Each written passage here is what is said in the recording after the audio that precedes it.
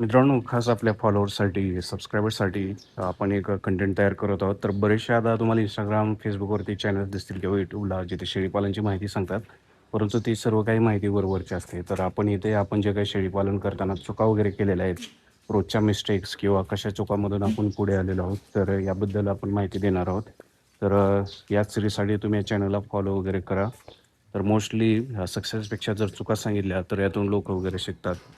तर बऱ्यापैकी आपण ऑलरेडी व्हिडिओ वगैरे टाकलेले आहेत आणि ह्याच्यातीलच काही चुका वगैरे जर असतील तर एक चूक तर मी सांगितलेलीच आहे की ज्यावेळेस शेळी येते आणि त्याचे लहान पिल्लं वगैरे होतात तर त्यावेळेस 15 ते 20 दिवस त्यांची काळजी घेणं खूप गरजेचं आहे. जर तुम्ही त्यांची काळजी नाही घेतली तर आता हा चांगला शेळ्यांचा किंवा पिल्लांचा स्टॉक दिसतोय.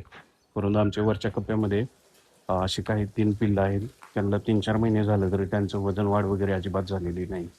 तर त्यांना एक राईट दूध देणं गरजेचं आहे. जर एक शेळी दूध देत नसेल तरी बाहेरून दूध आणून देणं ही त्यांना गरजेचं आहे. 1 महिना तरी त्यांची काळजी घेणं खूप गरजेचं आहे आणि अशा पिल्लांसाठी व्यवस्थित खुराक वगैरे देणं खूप गरजेचं आहे.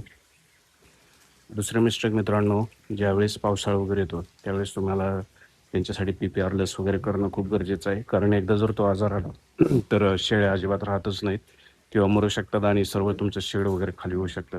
तर ती लस तुम्ही करणं गरजेचं आहे. आता बऱ्याच जणांना माहीत नाही की PPR लस कुठून आणायची. तर त्यासाठी गव्हर्नमेंटच्या हॉस्पिटलमधून म्हणजे गव्हर्नमेंटवाले डॉक्टर्स वगैरे येतात. तर आपल्या शेडमध्ये आपण त्यांना फक्त ₹500 दिले की हे सर्व जे काही शेळ्या आहेत त्यांना ते कंप्लीटली PPR लस देतात, टोचून देतात. तर एवढं गव्हर्नमेंट पण फॅसिलिटीज प्रोव्हाइड करते. तर त्याचाही तुम्ही फायदा घेतला पाहिजे. शेळीपालनासाठी तुम्ही चारा केला आहे पण त्या चाऱ्याचं उत्पन्नच येत नाही. तर त्यासाठी मित्रांनो घरगुती उपाय करा. हे जे काही शेळ्यांचं लेंडी खत वगैरे जे निघतंय ते तुम्ही त्या चाऱ्यासाठी टाका. तर आम्ही जे काही मेथी घास केला आहे किंवा नेपियर गवत केलं आहे, गिनी गोल्ड किंवा येऊन तुती वगैरे लावली तर त्यासाठी आपण हे कॅरेट वगैरे टाकत असतो. डायरेक्ट ह्या शेळीपालनच्या शेडमधून नेऊन टाकायचे. तर शेळ्या वगैरे याच्यावरती पाऊल वगैरे टाकून ते बारीक वगैरे झालेले असतात आणि त्याच्यामुळे जो काय हे ऑर्गॅनिक खत तुम्ही टाकताय त्यामुळे त्याचे जे रिझल्ट आहे ते एकदम जोरात येतात. घास वगैरे तर एवढा मेथी घास आणि गिनीगोल तर एवढा वाढतो ना की म्हणजे वैरण अक्षरशः आम्हाला कमी जागेमध्ये खूप शिल्लक राहते. तर अशा प्रकारे तुम्ही नियोजन केलं पाहिजे. मित्रांनो, आपण शेळीपालन तुतीबद्दल एक व्हिडिओ टाकला होता. तर त्याला बरेच बांधवांचे मेसेज आले होते की त्याची लागवड कशी केली किंवा कसं सुरुवात वगैरे करावी, बियाणं वगैरे कुठून आणलं. तर त्याच्या रिलेटेड एक 5 मिनिटाचा आपण complete end to end video बनवलेला आहे. पण Instagramला आपण सर्व काही मोठे रील्स किंवा व्हिडिओ टाकू शकत नाही. तर त्याचा कंटेंट आपण YouTubeला टाकलेला आहे आणि तुम्हाला YouTubeची चॅनल लिंक हे आपल्या पेजच्या बायोडाटावरती आहे. तर तुम्ही तिथून ते लिंक घ्या आणि चॅनलला फॉलो करा. कारण इथं आपण आपल्या शेडमधील रोजच्या चुका, मिस्टेक्स किंवा कशी बोकडांची खरेदी विक्री झाली याच्या रिलेटेड सर्व व्हिडिओ टाकत असतो. तर यूट्यूबला जाऊन तो तुम्ही एकदा व्हिडिओ बघा आणि तुमची जर काही आणखी डिटेल्समध्ये माहिती हवी असेल तर तिथे कमेंट करा. आपण त्याच्या रिलेटेड दुसरा व्हिडिओ बनवू. खूप जणांचा प्रश्न होता की शेळ्यांसाठी किती चारा पाहिजे. तर ते डिपेंड राहतं की तुमच्याकडे किती शेळ्या आहेत. जर तुमच्याकडे 10 शेळ्या असतील किंवा 15-20 शेळ्या असतील तर त्यांना एवढा चारा लागणार आहे. बट जर तीच क्वांटिटी एक 50 शेळ्या 100 शेळ्याकडे जाईल तर कमीत कमी तुम्हाला हा एक गाडा ह्याचा लागेल. त्याच्यानंतर एक गिनी गोल्ड किंवा निफर घासाचा एक गाडा लागेल. त्यासोबत सुबाबळीचं एक लागेल. तर आपल्या शेतामध्ये अशा प्रकारे वेगवेगळ्या ठिकाणी वेगवेगळी वैरण केलेली आहे आणि इकडेच आपले शेड आहे. तर ही जी काय वैरण तुम्ही काढली आहे ती लगेचच ताजी वैरण काढल्यानंतर कट करून न देता थोडा वेळ थांबवून द्यावी आणि पावसाळ्यामध्ये एकदम हिरवी वैरण देऊ नये. त्यासोबतच सुका चाराही द्यावा. आम्ही हा एक बेस्ट चेंज केला आणि आमच्या सर्व शेळ्यांचे वजन वगैरे वाढायला सुरू झाले. उत्पन्नात वाढ झाली आणि जे काही शेळ्यांचं अगोदर किती खायला वगैरे घातलं किंवा लहान पिल्लांना किती खायला दिलं तरी त्यांचं जे काही वजन येत नव्हतं त्याचे रिझल्ट मिळू लागले. तर मित्रांनो, ज्यावेळेस तुम्ही सकाळी सर्व शेड वगैरे क्लीन करता त्याच्यानंतर सर्व शेळ्यांना किंवा लहान करडे वगैरे असतील तर त्यांना तुम्हाला मक्याचा भरडा खायला देणं खूप गरजेचं आहे. आणि मक्याचा भरडा जरी देणं नाही पॉसिबल झालं तर तुम्हाला त्यासोबत फक्त मका थोडीशी देणं गरजेचं आहे आणि त्यासोबत जे काही चकाकी वगैरे यायची असेल आणि पटकन वजन वाढायचं असेल तर थोडेसे गहूही देणं गरजेचं आहे. तर यामुळे होतं काय की शेळ्यांना जो काही पाहिजे तो कंटेंट वगैरे प्रोटीन्स किंवा दुसरं वाढीसाठी लागणारे जे काही आहे ते याच्यामधून खुराकामधून त्याची एक कमतरता पूर्ण होते आणि त्याचा रिझल्ट तुम्हाला खूप जोरात फास्ट दिसेल. तर ही गोष्ट तुम्ही नक्कीच तुमच्याकडे शेळ्या असतील तर अवलंबून बघा आणि कमेंटमध्ये सांगा रिझल्ट कसे होते. पावसाळा आला आणि तरी तुम्हाला तुमच्या शेळ्यांमध्ये काय रिझल्ट येईना किंवा पाहिजे त्या क्वालिटीच्या शेळ्या किंवा उत्पन्न येईना झाले, लहान पिल्लांची वगैरे वाढ होईना झाली, तर दुसरी गोष्ट म्हणजेच तुम्हाला या शेळ्यांसाठी एक कृत्रिम जो काही किडा असतो त्यासाठी एक इंजेक्शन देणं खूप गरजेचं आहे. शेळ्यांच्या पोटामध्ये एक प्रकारचा जंत झाल्यासारखा असतो, तर त्याचं एक लसीकरण डॉक्टरकडून करणं खूप गरजेचं आहे आणि असं केलं की ऑटोमॅटिकली लहान पिल्ले वगैरे खूप बेस्ट खायला सुरू करतात आणि एक वजन वगैरे व्यवस्थित वाढेल. आज आपण बंदिस्त शेळीपालन किंवा फिरस्त शेळीपालन हे कोणी कसं करावं आणि कोणासाठी ते योग्य आहे याची माहिती या व्हिडिओमध्ये घेणार आहोत.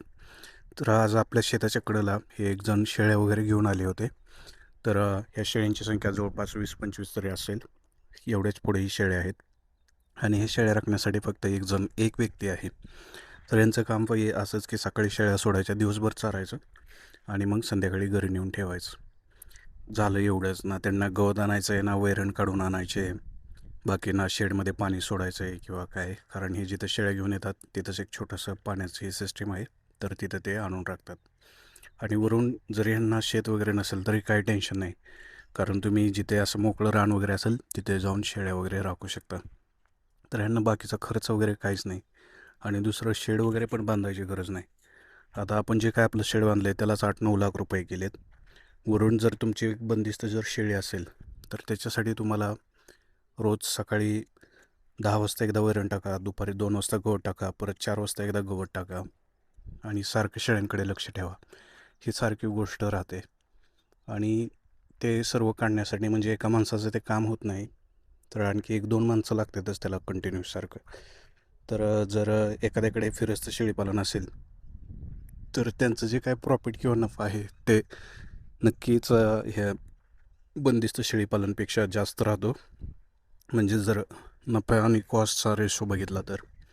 परंतु त्यांचं एकच की त्यांना रोजच शेळ्या घेऊन बाहेर असं चरायला राखायला घेऊन जावं लागतं. एखाद्याने परत गवत वगैरे संपलं तर त्यांना अडचणी येऊ शकतात किंवा वैरणीचा तुटवडा पडला किंवा खूप पाऊस येत असेल तर त्यांनी शेळ्या वगैरे बाहेर कसं घेऊन जायचं, हाही इश्यू होऊ शकतो. तर असे इश्यू बंदिस्त शेळीपालनमध्ये येत नाहीत आणि तिथे बंदिस्त शेळीपालनमध्ये तुम्ही किती पण शेळ्या ठेवू शकता. 20 शेळ्या ठेवू शकता, 50 शेळ्या ठेवू शकता, 100-200 आणि त्याच्यानुसार तुम्हाला वैरण वगैरे अवेलेबल करायचे. बंदिस्त शेळीपालनमध्ये जेवढं तुम्ही जास्त स्टॉक ठेवाल तेवढं जास्त तुम्हाला शेळीपासून पिल्लं तयार होतील, तेवढंच तुमचा खर्च वाढेल, पण तुमचं जे काय प्रॉफिटचं जे हिस्सा आहे तो खूप जास्त होईल. त्यामुळे जर तुम्हाला खूपच जास्त नफा घ्यायचा असेल, एकदम बिझनेस वेनं जर बघायचं असेल तर बंदिस्त शेळीपालन करणं गरजेचं आहे. पण जर तुमचं एक थोडंसं शेत आहे आणि तुम्हाला जर एक 7-8 शेळ्या सांभाळून जरी हे करायचं असेल तर तुम्ही बंदिस्त शेळीपालन नाही केलं तरी चालते. शेतातील कामे करता करता त्या शेळ्या वगैरे चारल्या किंवा असं सीझननुसार ज्यावेळेस पाऊस येऊन गवत वगैरे येते त्यावेळी जरी शेळ्या चारल्या तरी त्यावेळेस ते फायदेशीर ठरू शकते. तर आता तुम्हीच मला कमेंटमध्ये सांगा की कोणत्या याच्यातून कोणतं भारी राहते. कारण आपला एक मित्र आहे त्याच्याकडे 5-6 शेळ्या आहेत. तर एका शेळीचं तरी आरामशीर म्हणजे वर्षातून 14 महिन्यातून एक शेळी 2दा येते. तो 10,000च्या खाली एकही पिल्लू विकत नाही. तर एका शेळीचंच तो 40,000 उत्पन्न घेतो आहे. म्हणजेच 10 शेळ्या जर पकडल्या तर जवळपास 4 लाख उत्पन्न. वरचं 1 लाख खर्च किंवा आणखी कशामुळे मरत वगैरे हे सोडून द्या तर 3 लाख निव्वळ प्रॉफिट राहते आणि तेही सर्व बंदिस्त शेळीपालन करून. तर नाही बंदिस्त म्हणतो, फिरतं शेळीपालन करून. आणि जर बंदिस्त केलं तर थोडंसं तुम्हाला ह्याच्यामध्ये खर्च आणखी जास्त ॲड करावा लागतो. तर आता तुम्हीच ठरवा कोणता आहे, कारण मी दोन्ही गोष्टींचा तुम्हाला हे सांगितलेलं आहे. तसे तुमचे काही डाऊट्स वगैरे असतील किंवा तुम्हाला दुसरा व्हिडिओ कोणत्या टॉपिकवर बनवायचा आहे तर तोही आपण कमेंटमध्ये ॲड करू शकता, आपण तिथे हेल्प करेल. शेळीपालन करताना मित्रांनो एक खर्च जर तुमचा वाचवायचा असेल तर एक खूप सोपा उपाय सांगत आहे. तुमचे जे काय शेत आहे आणि त्या शेताच्या साईडला जे काय ताल वगैरे राहते किंवा जी काय मोकळी जागा आहे ना, तर त्याच्यावरती तुम्ही अशा प्रकारे सुबाबळ किंवा शेवरी लावून घ्यायची आहे. जसं आपण आपल्या शेताच्या तालीला अशा प्रकारे सुबाबळ लावलेली आहे. तर ही ताल जिथपर्यंत जाते कडेपर्यंत त्या सर्वत्र तुम्हाला अशा सुबाबळच दिसतील. कारण ह्याचा मला फायदा असा झाला आहे की जे सुबाबळ लावण्यासाठी आपल्याला शेत वगैरे 10-12 गुंठ जे साईडला ठेवावं लागत होतं तेच आपण आपल्या सर्व तालीवरती ह्या सुबाबळ्स लावून घेतलेले आहेत आणि ह्याची वैरण वगैरे आपल्या शेळ्यांसाठी होते आणि जागाही वाचते. तसे सुबाबळ एकदा आली की जास्त काय याला पाण्याची गरज राहत नाही आणि आम्ही एक ड्रिपचा पाईपही फिरवलेला आहे परत. पावसाळ्यातही खूप जोरात वाढतं आहे. तर अशा प्रकारे आपण युक्त्या काढून तुमच्या म्हणजे कमी जागेत जास्तीत जास्त फायदा घ्यायचा प्लॅन केला पाहिजे आणि प्रॉफिट वाढवलं पाहिजे. शेतामध्ये आपली व्हिडिओ शूटिंग सुरू आहे. तुतीबद्दल माहिती सांगत असतानाच अचानक पाऊस यायला सुरू झालेला आहे. त्यामुळे आम्हाला मधूनच व्हिडिओ शूटिंग कट करून जावं लागेल. परंतु ही आमच्यासाठी आनंदाची गोष्ट आहे, कारण खूप दिवस झालं पाऊस काही येणं झालं आहे. एवढं नुसतं आभाळ वगैरे येते. आताही जरी बघितलं तर तुम्ही बघाल नुसतं इकडे वारं सुटले, पण हा जो काय पाऊस येतोय हा थोडा आल्यासारखा होतोय आणि एकदा का थोड्या जरा निघून गेला पाऊस परत निघून जातोय. जमीन जरी बघितली, थोडं जरी हे पायाने जरी हे असं केलं तरी तुम्हाला अक्षरशः तिथं वाळलेली जमीन दिसेल. आणि जो काय पाऊस तुम्हाला आला म्हणत होतो तो पाऊस परत गेलेला आहे. म्हणजे एवढे इकडं सोलापूर जिल्ह्यामध्ये पावसाची अवस्था बेकार आहे. कारण जुलै महिना संपला, जून जुलै 2 महिने तर संपले. ऑगस्ट सप्टेंबरच. आज आहे आषाढी एकादशी आणि त्यावेळेस तरी पाऊस पुण्यामध्ये वगैरे पाऊस जोरात सुरू आहे. आपल्यासारखं पुणे सोलापूर येणं जाणं सुरू राहतं आहे. तर इकडे काय तसा पाऊस येणं झाला आहे. बाकी जे काय पिकं वगैरे आहेत ते पावसाची वाट बघतायत. आपला थोडासा ऊस वगैरे होता, तर त्याला ड्रीपवर सध्या कसं तरी जगवायचं सुरू आहे. आणि जे काय आपण शेळ्यांसाठी वगैरे वैरण केली होती ते ही ड्रीपवर आहे. तसं पाण्याचा काही विषय नाही, पण आपलं दुसऱ्या शेतात वगैरे जे काही धान्य आहे तिकडे मात्र पाऊस लागत होता. त्याचीच पूर्तता कमी होईल. तर बघूया तुमच्याकडे वगैरे कसा पाऊस आहे सांगा. आणि तुम्ही आपल्या चॅनलवरती कोणता कंटेंट बघता, म्हणजे शेळीपालनविषयी शेतीविषयी जे मार्गदर्शन केलं आहे ते तुम्हाला आवडतं का? तुमच्या काही डाऊट्स किंवा क्वेश्चन्स किंवा व्हिडिओसाठी काही सुधारणा करायची असतील तर तेही तुम्ही कमेंटमध्ये सांगा. आपण त्यावर ॲक्शन घेऊ. थँक्यू. तर मित्रांनो, आपण आता ट्रॅक्टर घेऊन चाललेलो आहोत शेतामध्ये झोपण्यासाठी. तर इकडे जी ट्रॉली दिसते त्याच्यामध्ये आपण झोपणार आहोत. तर सध्या इकडे डाळिंबीच्या त्या थोड्याशा चोऱ्या होत आहेत, तर त्याच्यासाठी आपण केलं. तर आम्ही 4-5 जण आहोत मस्त बोलतो. तर आम्ही ट्रॅक्टर घेऊन जातोय. सकाळी सगळं ट्रॅक्टर इकडे रिटर्न आणला जातोय.